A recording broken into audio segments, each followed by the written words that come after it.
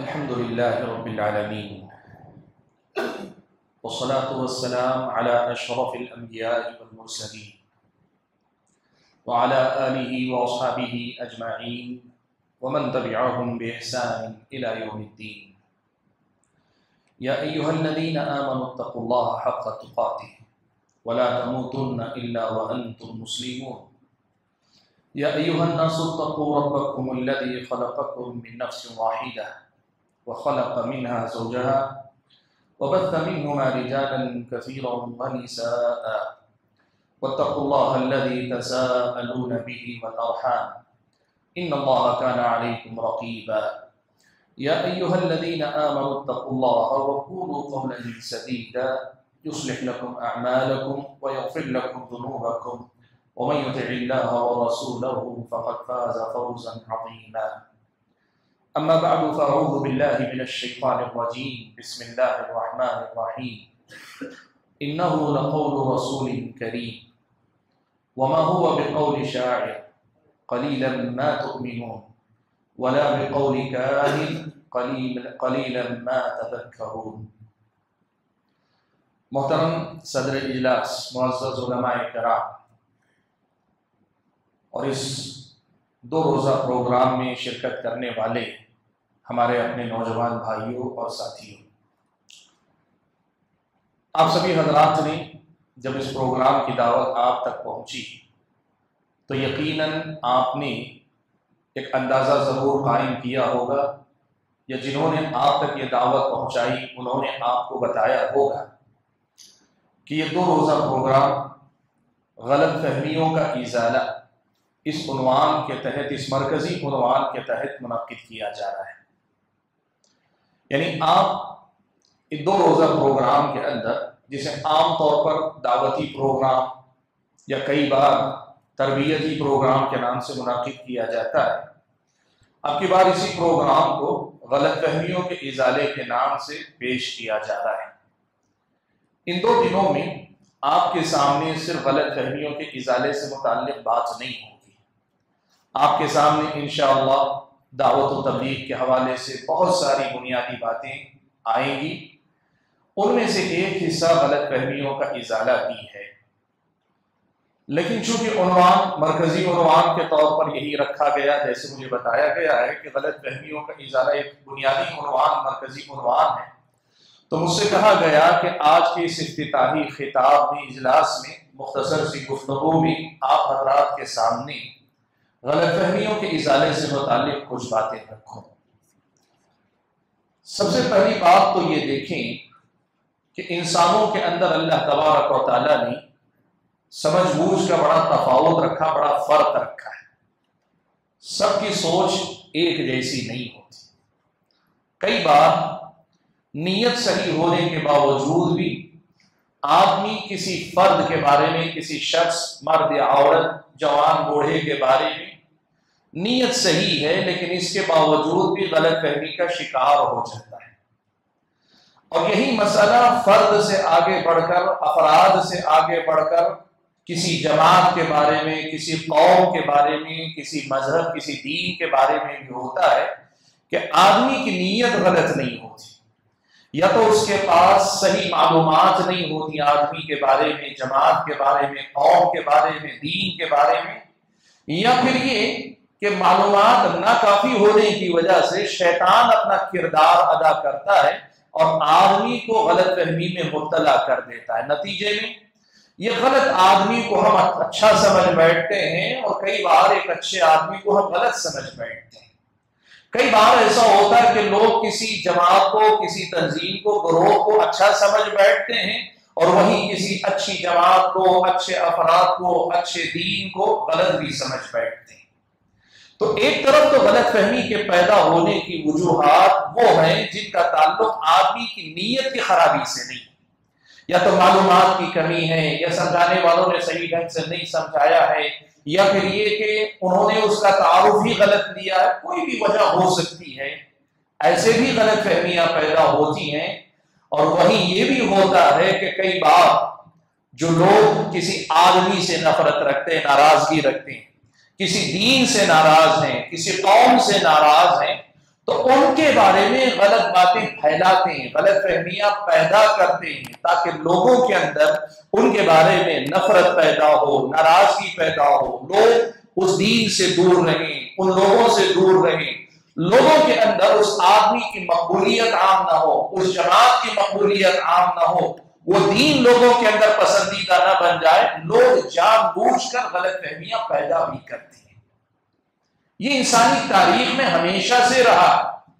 چاہے وہ غلط فہمیاں جو لوگ کسی کمی کی وجہ سے خود بخود اپنے اندر پیدا کر لیتے ہیں، اکثر ایسا ہوتا ہے کہ دور سے سننے والے جب نزدیک آتے ہیں، ملتے ہیں، ملاتے ہیں، تو اکثر یہ کہتے ہیں کہ بھئی ہم نے تو آپ کے بارے میں بہت غلط سنا تھا، قریب آ کر دیکھا تو پتہ چلا کہ حقیقت ایسی نہیں ہے۔ اسلام کو پڑھنے کے بعد کئی لوگ یہ کہتے ہیں کہ ہم نے تو اسلام کے بارے میں بہت کچھ غلط سنا تھا، لیکن جب سیدھے اسلام پڑھ کر دیکھا، قرآن کا ترجمہ ٹرانسلیشن پڑھ کے دیکھا تو ہماری غلط فہمی دور ہوئی۔ یہ بھی ہوتا ہے، اور کئی بار ایسا ہوتا ہے کہ یہ جو غلط فہمیاں پھیلائی جاتی ہیں، خاص طور پر بری نیت اور غلط نیت کو رکھ کر پھیلائی جاتی ہیں، وہ دین کے بارے میں ہو، مسلمانوں کے بارے میں ہو، وہ ہماری اور آپ کی انفرادی زندگی میں ہو، ایک زمانہ لگ جاتا ہے، لوگوں کا ذہن ہم صاف نہیں کر پاتے ہیں۔ یہ دنیا کی بہت بڑی سچائی ہے۔ آپ یہ بات یاد رکھیں کہ تاریخ اسلام میں غلط فہمیوں کا جہاں تک مسئلہ ہے، پیارے نبی صلی اللہ علیہ وسلم کے ساتھ بھی مشرکین مکہ نے یہ حربہ آزمایا۔ اللہ کے نبی صلی اللہ علیہ وسلم کی نبوت اور آپ کی رسالت سے لوگوں کو دور رکھنے کے لیے، اللہ کے نبی کے لائے ہوئے سچے دین سے دور رکھنے کے لیے، اس دور میں مشرکین مکہ نے بھی اللہ کے نبی کے بارے میں بہت ساری غلط فہمیاں پھیلائی۔ اللہ کے نبی کے بارے میں کہتے تھے کہ محمد کاہن ہیں، یعنی وہ آدمی جو غیب دانی کا دعویٰ کرتا ہے اور اندازے پہ اٹکلیں لگاتا ہے، اندازے پہ ایسے ہی تیر چلاتا ہے، لگا تو تیر نہیں تو تکا، ہم آپ کی بول چال زبان میں کہتے ہیں، یعنی محمد بس جیسے سماج میں چھوٹے بڑے کاہن ہیں، ایسے ایک کاہن آدمی۔ کچھ لوگ یہ کہتے تھے اللہ کے نبی جو قرآن سناتے تھے اس کی تاثیر کو دیکھ کر کہتے تھے نہیں نہیں یہ تو شاعر ہیں، جیسے شاعر اپنے زور بیان سے لوگوں کو متاثر کر لیتا ہے، محمد بھی ایک شاعر ہیں۔ اللہ کے نبی کے بارے میں غلط فہمیاں پھیلانے کی بڑی کوششیں ہوئی تاکہ آپ کی دعوت سے دور رکھا جائے۔ آپ نے سنا ہوگا حضرت طفیل بن عمرو دوسی رضی اللہ تعالیٰ عنہ جب مکہ پہنچے، مکے والوں نے پہلے ہی ان سے کہہ دیا کہ ایک آدمی ہے مکہ میں، اس سے نہیں ملنا۔ کیوں؟ کہ یہ آدمی خاندانوں میں دشمنیاں ڈال دیتا ہے، خاندانوں میں تفرقہ پیدا کر دیتا ہے، وہ ایک شاعر آدمی ہے، وہ ایک کاہن آدمی ہے، ایسی زبان بولتا ہے کہ ہر کوئی متاثر بھی ہوتا ہے، اور خود اپنے معبودوں کو گالی دینے والا خدا۔ اللہ کے نبی کے بارے میں بہت کچھ کہا گیا۔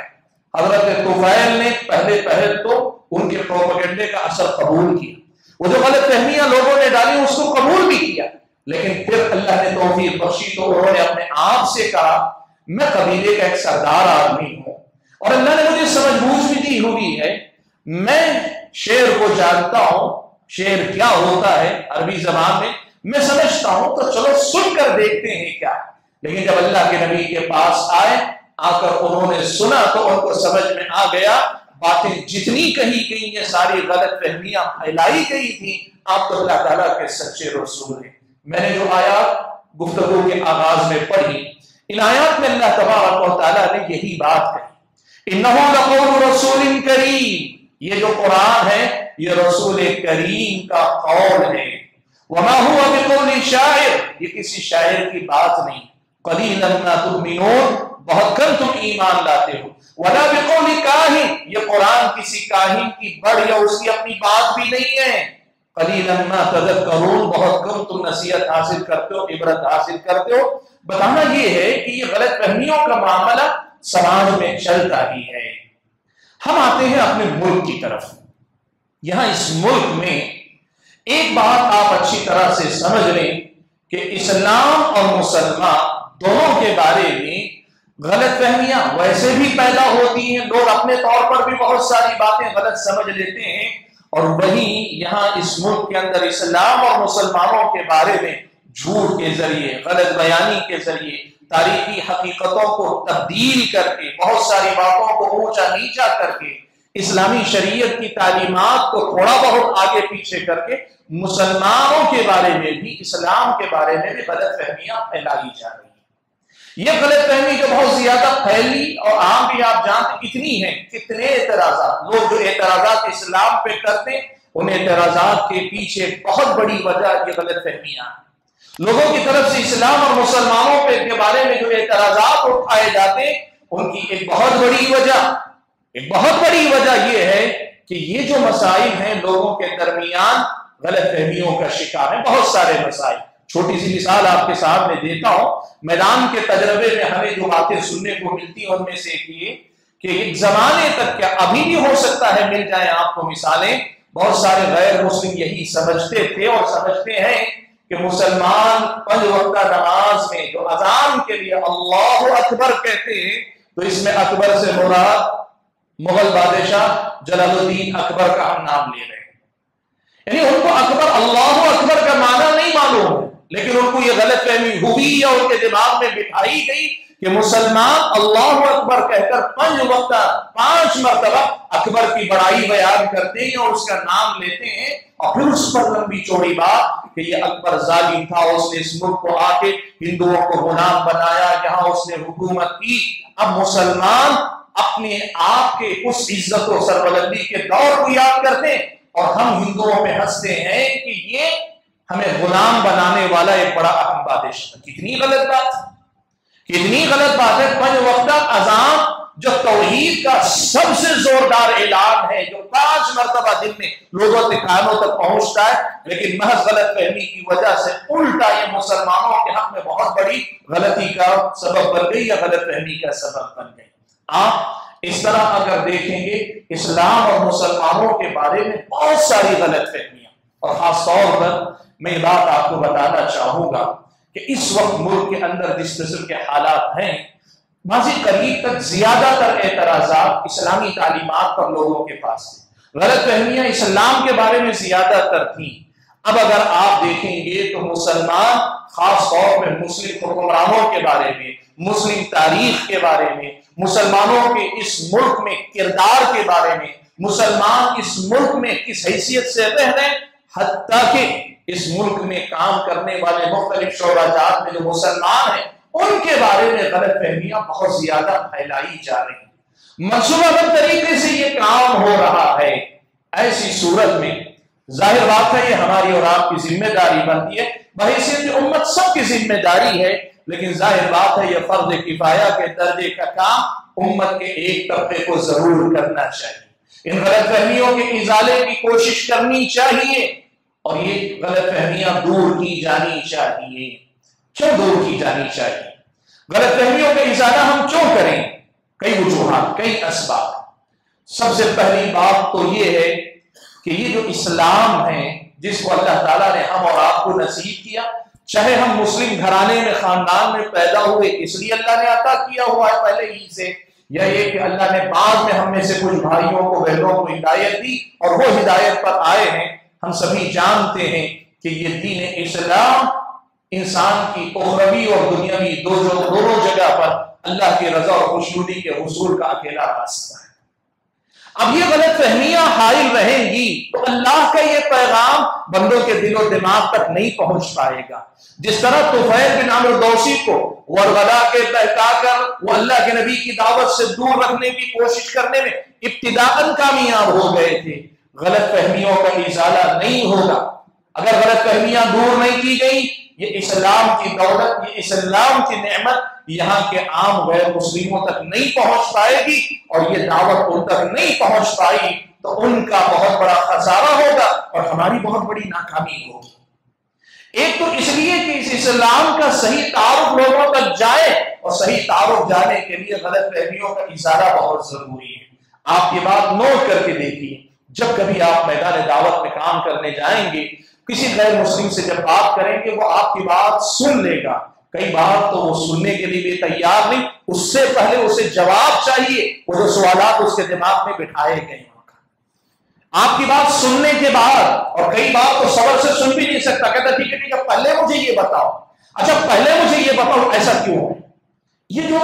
رکاوٹ جو لوگوں کے دل و دماغ میں بٹھا دی گئی ہے، اس کا اگر ازالہ نہیں کیا گیا تو سب سے بڑا جو کا نقصان ہوگا وہ اللہ تعالیٰ کا دین، اللہ تعالیٰ کے بندوں کے دلوں تک دستک دینے کا جو کام ہے وہ متاثر ہوگا۔ ہماری ذمہ داری بنتی ہے کہ ہم اپنی سی کوشش کریں۔ پھر یہ اللہ کی مرضی ہے، اللہ کس کو اسی غلط فہمی میں باقی رکھے گا، کس کے دل کو کھولے گا، کس کو اللہ ہدایت دے دے گا، کس کو اللہ کانوں تک بات پہنچائے گا، ہدایت نہیں دے گا، یہ اللہ کی فیصلے۔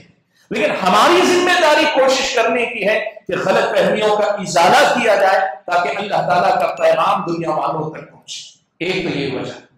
دوسری بڑی وجہ جس کے لیے ہم اور آپ کو غلط فہمیوں کے ازالے پہ محنت کرنی چاہیے، بڑی اہم وجہ ہے وہ یہ کہ آپ یہ بات یاد رکھیں، انہی غلط فہمیوں کے سہارے اس ملک کے اندر مسلمانوں کے بارے میں اس قدر زیادہ پروپیگنڈا ہو رہا ہے کہ اب ایک مسلمان کی حیثیت مشکوک انسان کی۔ آپ کے محلے میں کوئی نیا آدمی، انجان آدمی آ جائے، آپ کے گھر کی عورتیں کتنی باتیں کرتی، آپ کے گھر کے بزرگ بوڑھے کتنا خوف محسوس کرتے ہیں۔ آپ یہ بات سمجھیں، مسلمانوں کے بارے میں غلط فہمیاں پھیلا کر مسلمانوں کے خلاف نفرت، مسلمانوں کے خلاف لوگوں کے دلوں میں ناراضگی، آج یہ صورتحال ہے کہ ایک مسلمان اس ملک کے بہت سارے علاقوں میں، سب جگہ نہیں، الحمدللہ اللہ نے اس ملک میں ابھی اس حوالے سے ابھی بہت خیر باقی رکھا، لیکن کئی ایسے علاقے ہیں جہاں پر مسلمان کا مطلب ہی دھوکے باز ہے، مسلمان کا مطلب ہی خطرے کی علامت ہے، مسلمان کا مطلب ہی دشمن کا ہے، مسلمان کا مطلب ہی وہ آدمی جو سماج پر بوجھ ہے، مسلمان کا مطلب ہی ایسا آدمی جس سے سماج کی کسی بھلائی کی کوئی توقع نہیں، الٹا سماج کے لیے اس کا وجود خطرہ ہے۔ آپ نے دیکھا کورونا کے زمانے میں، آپ نے دیکھا جو مسلمان ٹھیلا لے کر پہنچتے تھے، کئی غیر مسلم محلوں میں داخل ہونے نہیں دیا گیا۔ آپ اگر یہ دیکھیں کہ مسلمانوں کے حوالے سے ذہن اتنا زہر آلود کیا جا رہا ہے کہ آج اس ملک کے اندر ہم اور آپ کو اس لیے محنت بھی کرنے کی ضرورت ہے کہ لوگ میرے بارے میں جھوٹ بولتے ہیں تو کیا میں اپنے بارے میں سچ نہیں بول سکتا؟ آپ کو مجھ کو کوئی چور چور چور کہے تو ہم یہ کہیں گے بولنے دو، جو بول رہا ہے میرا کوئی کام نہیں، کم سے کم وہ کھول کے بولیں گے نا، میں چور نہیں ہوں اللہ کے فضل و کرم سے۔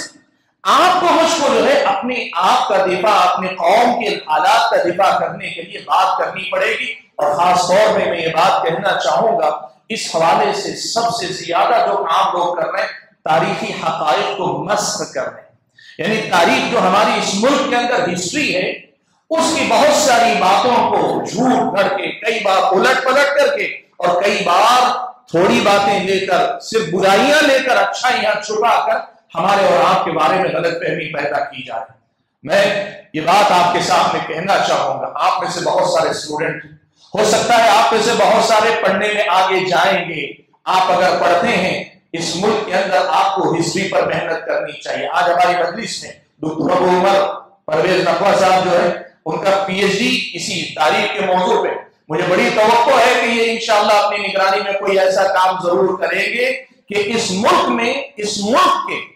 مغلیہ دور کے مغل جتنے حکمران ہیں ان کے بارے میں جو غلط بیانی ہو رہی، دیکھو اگر انہوں نے کچھ غلط کیا ہے ہم دفاع نہیں کریں گے غلطی کا، بلکہ ہم کہیں گے انہوں نے کیا تو غلط کیا تو غلط کیا، لیکن جو انہوں نے نہیں کیا اس غلطی کے بارے میں کہا جا رہا ہے یہ آپ جیسے متخصصین کی ذمہ داری بنتی ہے کہ آپ یہ کام کریں، اپنی نگرانی میں کروائیں۔ یہ لوگ ہمارے بارے میں جھوٹ بولے، ہم اپنے بارے میں سچ نہیں بول سکتے۔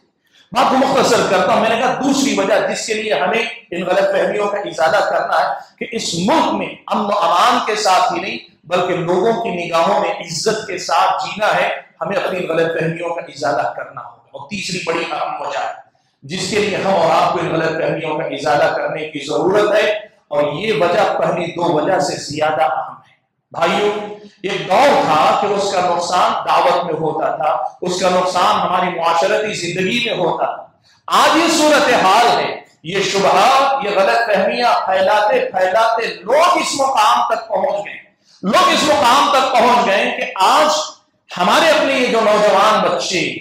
یہ نوجوان نسل ان شبہات کو سن کر اسلام اور خود اپنی تاریخ کے بارے میں بدگمان ہونے لگے۔ یعنی کتنے ایسے نوجوان آپ کو ملیں گے وہ اب اسلام کے بارے میں شکوک و شبہات میں مبتلا ہو گئے، یعنی جو غلط فہمیاں وہ غیروں کو روکنے کے لیے، یعنی غیروں کو اسلام تک آنے سے روکنے کے لیے پیدا کرنا چاہ رہے تھے، وہ غلط فہمیاں آج صحیح تربیت، صحیح تعلیم نہ ہونے کے نتیجے میں مسلم بچیوں کے دل و دماغ میں گھر کر رہی ہیں، اور نتیجے میں ارتداد کا، دین سے پھر جانے کا، دین چھوڑ کر بھاگ نکلنے کا، یا کم سے کم اسلامی تعلیمات کے بارے میں شکوک و شبہات والا ذہن رکھنے کا ایک مزاج کالجوں یونیورسٹیوں میں پڑھنے والے یا پھر عام دنیا کے بہت سارے لوگوں کے اندر پیدا ہوتا جا رہا ہے۔ یہ تو مسئلہ اور بڑا ہو گیا نا کہ جن شکوک و شبہات سے ہماری اپنی اگلی نسلوں کے دین و ایمان پہ زد پڑنے لگے، یہاں تو غلط فہمیوں کا ازالہ بدل اولا ہونا چاہیے۔ حاضرین گرامی، یہ تین بڑی وجوہات ہیں جس کی وجہ سے اس کا ازالہ ہونا چاہیے۔ ازالہ کیسے کیا جائے؟ ازالہ کیسے کیا جائے؟ تین باتیں اور کہہ کر 2 منٹ میں بات ختم کر لیں۔ پہلی بات، دیکھیے کسی بھی مسئلے میں غلط فہمی کے ازالے کا سب سے پہلا طریقہ یہ کہ وہ جو مسئلہ اٹھاتے ہیں اس مسئلے میں کتاب و سنت کی تعلیمات کی روشنی میں صحیح مسئلہ کیا ہے لوگوں میں رکھیں۔ لوگ طلاق پہ اعتراض کرتے ہیں، آپ کتاب و سنت کی تعلیمات کی روشنی میں طلاق کا صحیح طریقہ کیا ہے بتا دیں۔ لوگ کہتے ہیں فلاں حکمران نے اتنا ظلم کیا، آپ تاریخ کے حوالوں سے بتاتے اس حکمران کی تاریخ فلاں اور فلاں تھی۔ صحیح معلومات لوگوں کے سامنے صرف پیش کر دیں۔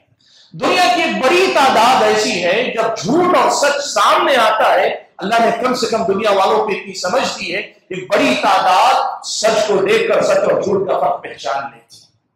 آپ لمبی محنت مت کریں، جس مسئلے پہ وہ شبہ اعتراض کر رہے ہیں، غلط فہمی پیدا کر رہے ہیں، اس کا صحیح تعارف لوگوں کے سامنے پیش کر دیں۔ یہ خود اپنے آپ میں بڑا کامیاب راستہ ہے کہ آپ اس کا علاج کر دیں۔ دوسرا راستہ کیا ہے؟ دوسرا راستہ یہ ہے کہ وہ جو غلط فہمیاں پیدا کرتے ہیں ان کو آپ اکٹھا کریں، موٹی موٹی چند باتیں میں ان کی باریکی سے تحقیق کر کے ان کا جواب دیں۔ ایک آدمی 100 جھوٹ آپ کے بارے میں بولے، آپ اس کے 10 جھوٹ پکڑ کر اگر ان کا جواب دے دیں، لوگ سمجھ جائیں گے سچا کون ہے جھوٹا کون۔ آپ نے حالانکہ تمام غلط فہمیوں کا جواب نہیں دیا، لیکن جب آپ نے منتخب کر کے صحیح ایک ایک آدمی کے جھوٹ کو بتایا، لوگ دیکھتے ہی کہتے ہیں کہ اچھا یہ تو ہمیشہ جھوٹ بولتا ہے، یہ تو ہمیشہ جھوٹ بولتا ہے۔ آپ ایسے کچھ منتخب مسائل لے کر جواب دیں، یہ اس کا دوسرا طریقہ ہے۔ اور اگر اللہ استطاعت دے تو کوشش کیجیے ہر سوال کا جواب دیجیے، لیکن کم سے کم بنیادی جو شبہات ہیں، بنیادی جو غلط فہمیاں، ان کا تو ازالہ ہونا چاہیے۔ دوسرا طریقہ اور تیسرا طریقہ کیا ہے؟ دیکھو سب سے اچھا طریقہ یہ ہے کہ خود اسلامی تعلیمات کے ایسے پیکر بن جاؤ کہ لوگ آپ کے بارے میں، آپ کے دین کے بارے میں چاہے جتنی غلط فہمیاں آپ پھیلائیں، آپ کو دیکھنے والا کہے نہیں یہ آدمی ایسا نہیں ہو سکتا۔ اللہ نے کہا وَمَنْ أَحْسَنُ قَوْلًا مِّمَّنْ دَعَا إِلَى اللَّهِ وَعَمِلَ صَالِحًا وَقَالَ إِنَّنِي مِنَ الْمُسْلِمِينَ۔ اس شخص سے اچھی بات کس کی ہو سکتی ہے جو اللہ کے راستے کی طرف، اللہ کی طرف بلائے، وَعَمِلَ صَالِحًا، خود بھی عمل کرے، وَقَالَ إِنَّنِي مِنَ الْمُسْلِمِينَ، اپنے آپ کو نمونے کے طور پر پیش کرے، کہ دیکھو میں۔ آپ یقین کریں اگر علم و عمل کے ہم پیکر بن جائیں، ہمارا سماج ویسا بن جائے، لوگ ہمارے بارے میں بولیں گے بھی، سننے والے کہیں گے تو یہ بات کسی کے بارے میں بھی کہہ لو مان لو گا، فلاں کے بارے میں نہیں مانتا، میں تو جانتا ہوں، دیکھا ہوں، معاملہ کیا ہوں، صبح شام دیکھتا ہوں، یہ ایسے نہیں ہو سکتے۔ سبحان اللہ۔ آپ کو معلوم ہے میں عائشہ صدیقہ رضی اللہ تعالیٰ عنہ پر منافقوں نے بڑا الزام لگایا اور برا الزام لگایا، اتنا بڑا الزام کہ سارے یعنی مدینے کا معاشرہ ایک طرح سے اتھل پتھل ہو گیا، سب پریشان۔ ایسے ماحول میں ایک مسئلہ ہوا، حضرت ابو ایوب انصاری اپنے گھر میں گئے تو ام ایوب نے حضرت ابو ایوب سے کہا کہ ابو ایوب، آپ نے سنا حضرت عائشہ کے بارے میں لوگ کیا کہہ رہے ہیں؟ تو حضرت ابو ایوب نے کہا ہاں میں نے سنا۔ اچھا ذرا ایک بات بتاؤ، اگر تم عائشہ کی جگہ پہ ہوتی، یعنی وہ موقع جیسے لشکر سے پیچھے رہ گئی حضرت عائشہ، حضرت صفوان پیچھے سے سامان تلاش کرنے کے لیے پیچھے چھوڑے گئے تھے، یہ موقع اگر تمہارے ساتھ ہوتا تو کیا تم ایسی کوئی غلط حرکت کرتی؟ ام ایوب نے کہا کہ نہیں میں تو نہیں کرتی۔ حضرت ابو ایوب نے کہا تم جب نہیں کر سکتے، عائشہ تم سے بہتر ہے، وہ مگر جوہر نہیں کر سکتی۔ دیکھیں یہ جو چیز ہو گئی کہ کردار جب مضبوط ہوتا ہے نا تو پھر بڑے سے بڑے الزام بھی کم سے کم سمجھدار لوگوں کے سامنے بے وزن ہو کر رہ جاتے ہیں۔ یہ تیسرا اہم کام ہے کم سے کم کرنے کا، میں نے جیسے کہا کہ آج کی ہماری ملاقات کی افتتاحی اجلاس ہے، لمبی گفتگو نہیں ہو سکتی، 20 منٹ کا وقت مجھے دیا گیا تھا، 25 منٹ میں نے لے لیے، معذرت خواہ ہوں انتظامیہ سے، لیکن جو پیغام دینا چاہتا ہوں یہ کہ ہمیں اس پر محنت کرنی پڑے گی، مسلسل محنت ہمیں کرنی پڑے گی۔ کیوں کرنی پڑے گی؟ میں نے جیسے کہا اس ملک میں ہم ہیں، ہمیں رہنا ہے، ہمارے بعد ہماری اگلی نسلوں کو رہنا ہے، تو اس کے لیے ہمیں صحیح دین سیکھنا پڑے گا تاکہ صحیح انداز سے اسلام کا دفاع کر سکیں۔ اگر بغیر تیاری کے دفاع کرنے جائیں گے، غلط فہمی کا ازالہ کرنے جائیں گے، نقصان زیادہ کریں۔ یہ بھی ایک بات کہہ دو، بات آئی ہے معذرت کے ساتھ، کئی بار ایسا ہوتا ہے ہمارے پاس بھائی جوش میں چلے جاتے ہیں، میں ڈیبیٹ کروں گا، کوئی تیاری نہیں، پڑھے نہیں، تیاری کیے نہیں، چلے گئے، اور نتیجہ کیا ہوتا ہے؟ ڈیبیٹ کے بعد پتا چلتا ہے لوگ پہلے زیادہ بدگمان نہیں تھے، ڈیبیٹ کے بعد زیادہ بدگمان۔ نہیں، ایسے نہیں، آپ تیاری کریں، آپ جو ہے باقاعدہ پوری طرح تیار ہوں، اور یہ بات تو طے ہے کہ یہ ڈیبیٹ وغیرہ کی چیزیں جو علماء اور خاص طور پہ بڑے علماء کو کرنا چاہیے، آپ لوگوں کو اس سب چیزوں میں دخل نہیں دینا چاہیے۔ یہ جب کام ہوگا نا، واقعی آپ دین سیکھ کر جب اپنے دین کی بات کریں گے تو لوگوں کی سمجھ میں آئے گی۔ میں اپنی گفتگو کو ختم کرتے ہوئے اللہ سے دعا کرتا ہوں کہ اللہ تعالیٰ مجھ کو اور آپ کو اس مسئلے میں ہماری اور آپ کی جو ذمہ داری بنتی ہے اسے ادا کرنے کی توفیق عطا فرمائے۔ اور آج یہ جو دورہ ہم شروع کر رہے ہیں، اس کے اختتام سے پہلے کم سے کم ہمارے اور آپ کے جو شریک ہونے والے بھائی ہیں یا خواتین بھی اگر ہیں، تو ان کے اپنے دل و دماغ میں یہ بات بیٹھ سکے کہ یہ غلط فہمیوں کا ازالہ کیوں اور کیسے کیا جا سکتا ہے۔ اللہ تعالیٰ ہم اور آپ کو کہنے اور سننے سے زیادہ عمل کی توفیق عطا فرمائے۔ آمین۔ وآخر دعوانا الحمد للہ رب العالمین۔